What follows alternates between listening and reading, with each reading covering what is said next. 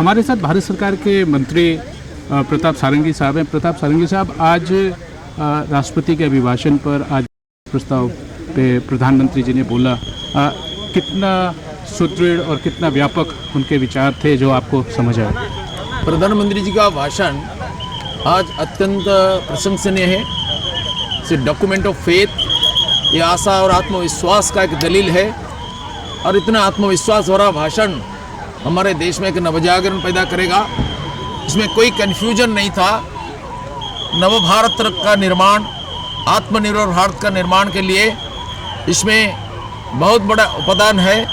और माननीय प्रधानमंत्री जी ने जिस तरीके से विरोधियों का जो आलोचना को जितनी उदारता से लिया, ये भी बहुत सराहनीय है। गणतांत्रिक परंपरा का ये एक सर्वश्रेष्ठ नमूना है। और बिल्कुल आदरपूर्वक प्रधानमंत्री जी ने उनको स्वीकार किया। जो फेडरल स्ट्रक्चर है हमारे देश के, उसको प्रशंसा करते हुए, विरोधियों को जो उनका कठोर आलोचना के उनको भी प्रशंसा करते हुए प्रधानमंत्री जी ने अपना आत्मविश्वास का वो संदेश पेश किया। और इस भाषण में पूरा राष्ट्र का चेतना को नवजागरण कर दिया। इसमें भारत के वो निर्माण से लेकर के स्वास्थ्य सेवा तक, और भारत का सीमा सुरक्षा के लेकर के किसानों की सुरक्षा तक, और युवाओं के आशा आकांक्षा का चरितार्थ करने के लिए उनका संकल्पना तक, और महिलाओं का सशक्तिकरण तक, सारे विषयों का समावेश हुआ था।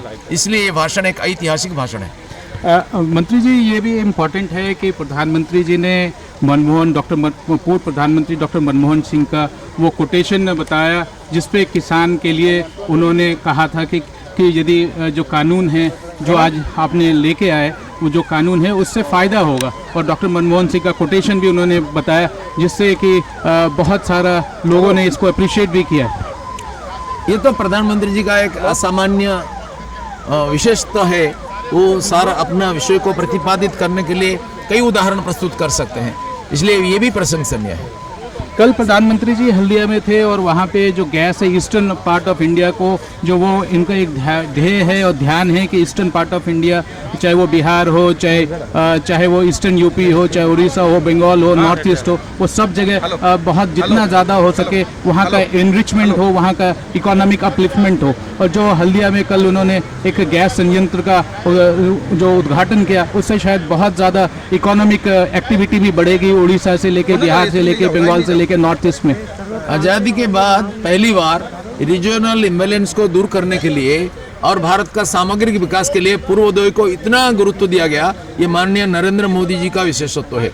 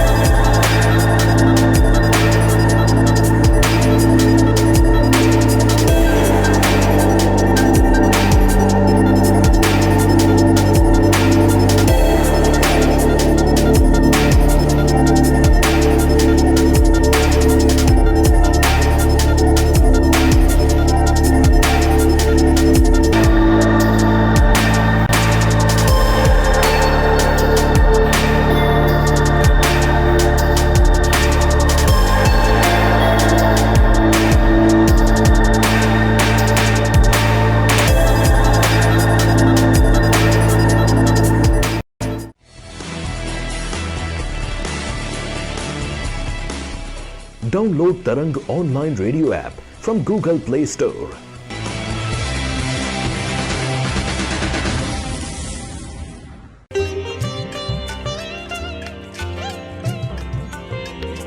You are listening to Tarang Devotional Online Radio.